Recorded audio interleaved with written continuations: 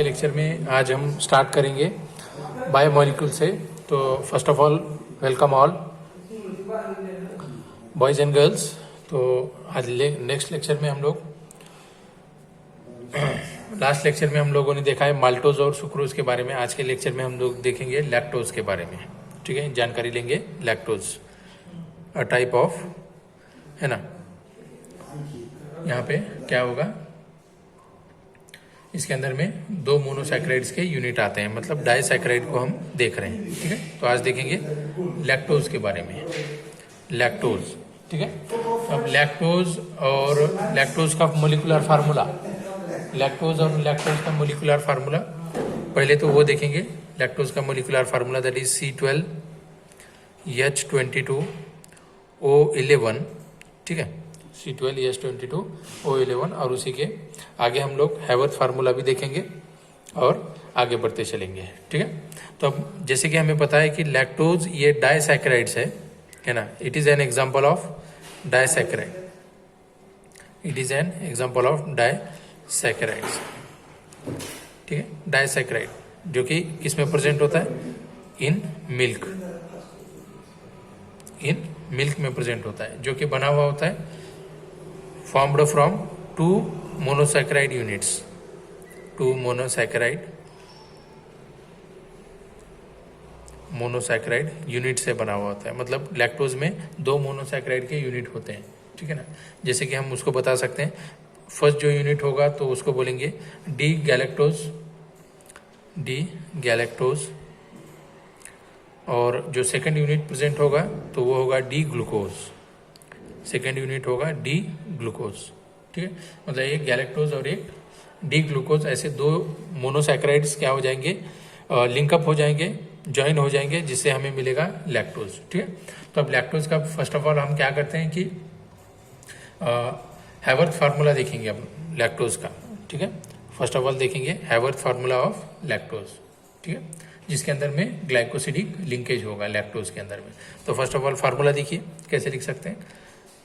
यहाँ पे लिंकेज आपको समझ में आना चाहिए। अगरचे लिंकेज आपको समझ में आ जाता है तो आप बाकी सारी चीज़ें समझ जाओगे।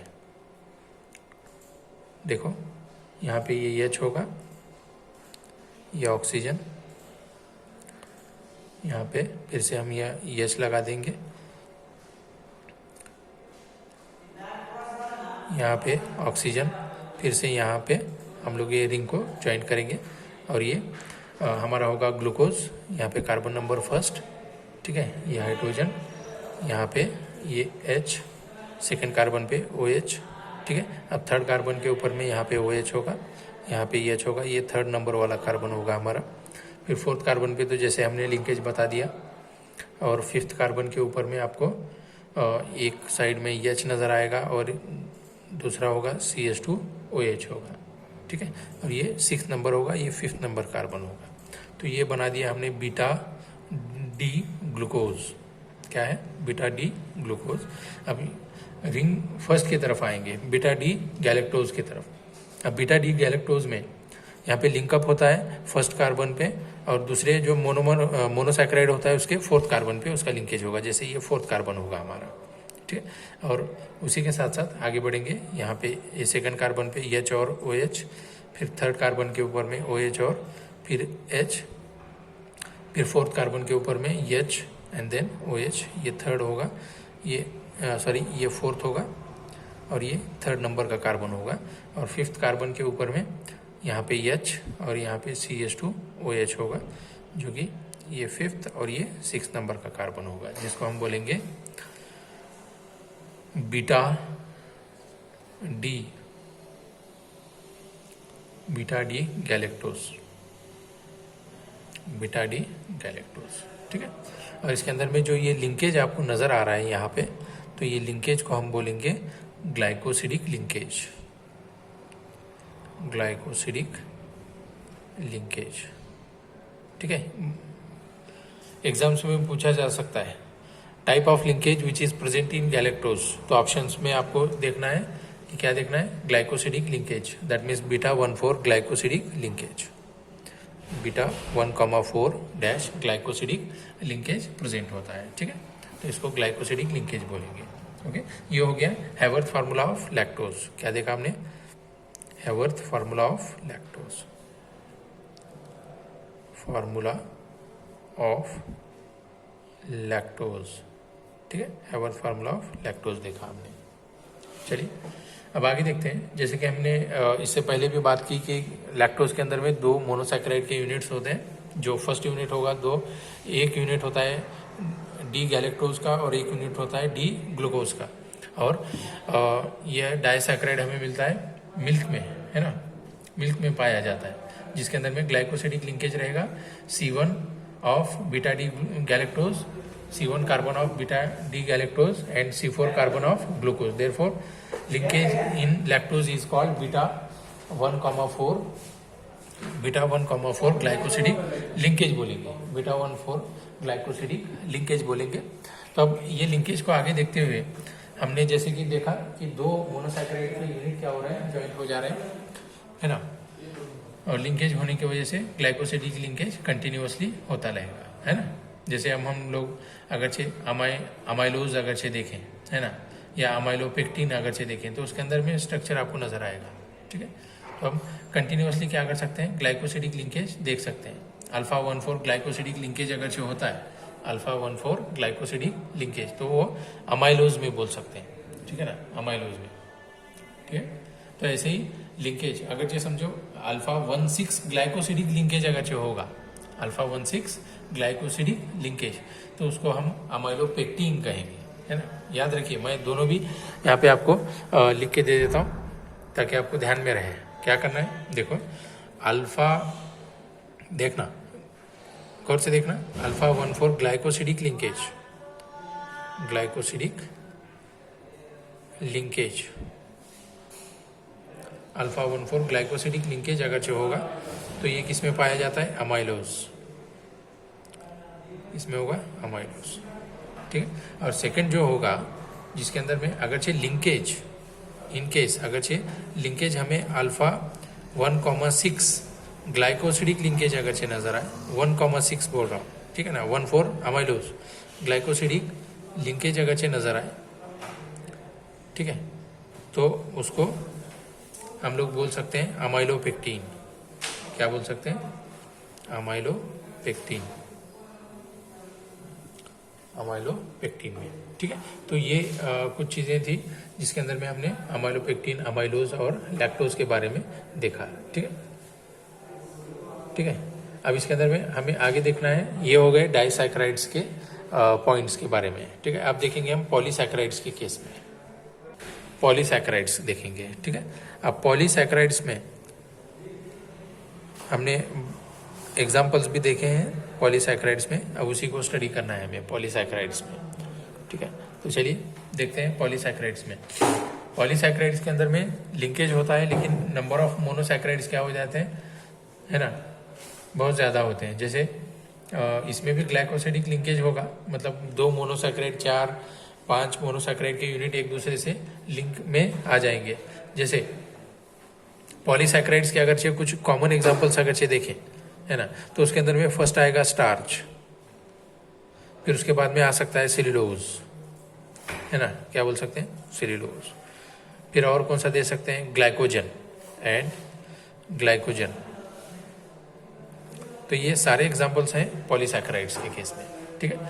तो स्टार्च जो होता है ना, स्टोरेज में यूज करते हैं हम लोग, carbohydrates of plants and important nutrients of humans and other animals, इनका स्टोरेज में। Starch is storage carbohydrate of plants and important nutrients for humans and other animals, ठीक है।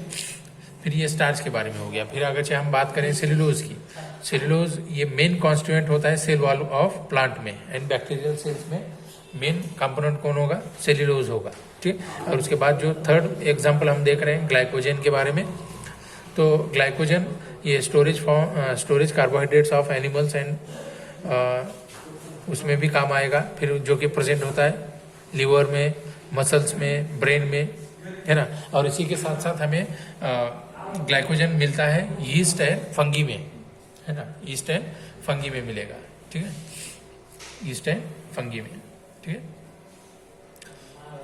ओके, अब आगे अलग अलग चीज़ों को हम आगे देखते चलेंगे, ठीक है। तो अब यहाँ पे सेल्यूलोज के बारे में देखेंगे हम लोग। फर्स्ट ऑफ ऑल तो क्या देखेंगे, सेल्यूलोज के बारे में। चलिए देखते हैं सेल्यूलोज। सेल्यूलोज के बारे में जानेंगे, ठीक है। अब सेल्यूलोज को पहले तो मैं स्ट्रक्चर ड्रॉ करता हूँ, फिर उसके बाद में हम लोग लिंकेज देखेंगे, किस टाइप का लिंकेज होता है, ठीक है। अब लिंकेज देख के ही आपको समझ में आना चाहिए कि हम लोग एग्जाम्पल किसका दे रहे हैं, ठीक है। एग्जाम्पल्स को आप थोड़ा सा ध्यान दीजिए।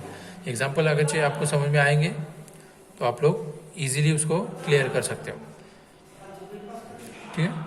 तो ये सेकंड कार्बन रहेगा हमारा, ये फर्स्ट कार्बन रहेगा, सेकंड कार्बन, फिर थर्ड कार्बन के ऊपर में यहाँ पे OH group H, then fourth carbon पे जैसे कि हमें पता है यहाँ पे ऑक्सीजन रहेगा जो कि आगे कनेक्ट होता रहेगा, ये फोर्थ कार्बन होगा। फिफ्थ कार्बन पे यहाँ पे हम लोग H और ये फिफ्थ कार्बन H और दूसरे नेक्स्ट पे COOH लगाएंगे जिसको हम सिक्स्थ कार्बन बोल सकते हैं, ठीक है।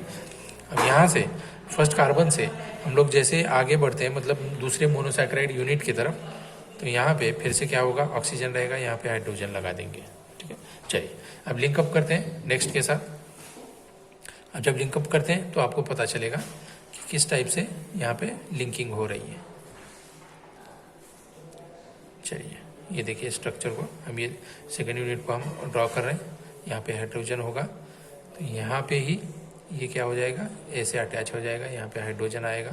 ये फिफ्थ कार्बन रहेगा हमारा, जहाँ पे ये CH2OH रहेगा, ये सिक्स्थ और ये फोर्थ, ठीक है।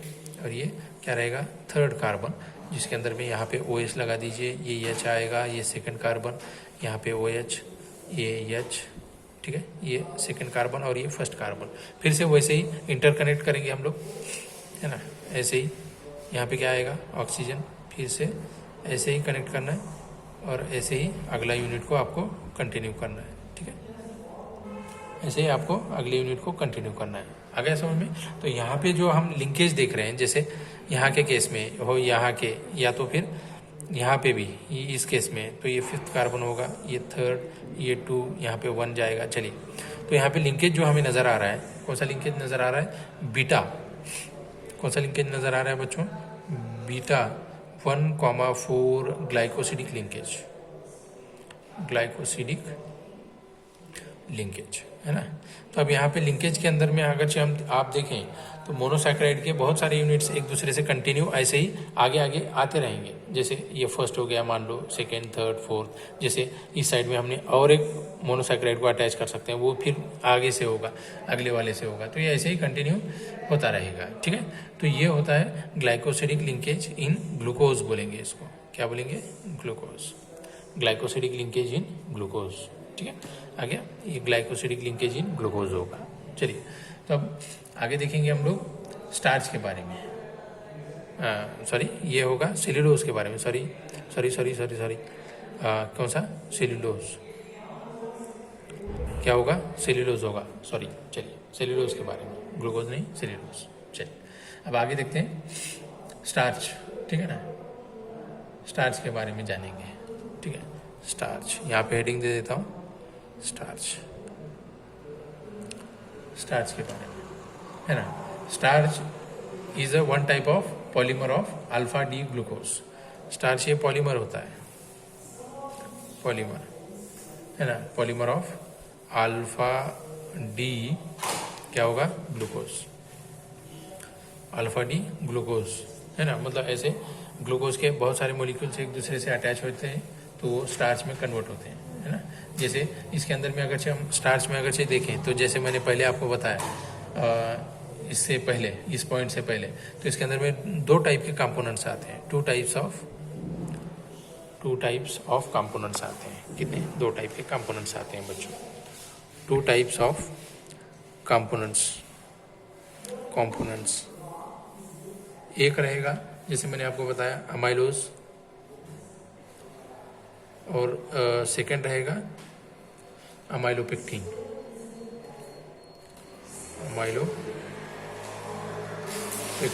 ठीक है। अगर चाहे अमाइलोज का अगर कंपोजिशन अगर देखें तो वो होगा 15 to 20%, 15 to 20%, और दूसरा जो होगा तो वो होगा नियर अबाउट 80 to 85%। सुक्रोज में अमाइलोपेक्टिन होता है और 15 से 20% अमाइलोज होता है स्टार्च के अंदर, ठीक है ना। जो कि अमाइलोज वाटर सॉल्युबल है बच्चों, कैसा है, अमाइलोज वाटर सॉल्युबल होता है, वाटर सोल्यूबल, अमाइलोज क्या होगा, वाटर सोल्यूबल होगा, ठीक है, वाटर सोल्यूबल। और अगर आयोडीन के साथ में अगर हम अमाइलोज को अगर मिक्स कर दें, है ना, मतलब रिएक्ट कर दें, तो क्या करेगा, वो ब्लू कलर का कॉम्प्लेक्स कंपाउंड फॉर्म करेगा, ठीक है। अब इसके अंदर में अगर से हम देखें, है ना, तो 200 से 1000 तक अमाइलो अल्फा ग्लूकोज यूनिट आते हैं, 200 से 1000 तक अल्फा ग्लूकोज यूनिट लिंक हो जाते हैं। तो लिंकेज कैसे होगा, अल्फा 14 ग्लाइकोसिडिक लिंकेज होगा, है ना, अल्फा 14 ग्लाइकोसिडिक लिंकेज होगा, और उसी से unbranched chain of variable length क्या हो जाती है, फॉर्म होने लगती है, ठीक है, ठीक है ना। ये स्टार्च के केस में देख रहे हैं हम लोग, ओके। अब नेक्स्ट लेक्चर में हम जानेंगे कि सेल्यूलोज और ग्लाइकोजन, आगे देखते रहेंगे हम, सेल्यूलोज और ग्लाइकोजन के बारे में देखेंगे, फिर उसके बाद हम प्रोटीन्स को स्टार्ट करेंगे, ठीक है। तो चलिए आज के लेक्चर में इतना ही काफ़ी है, आज हम यहीं पे रुकेंगे। Till then take care and good bye.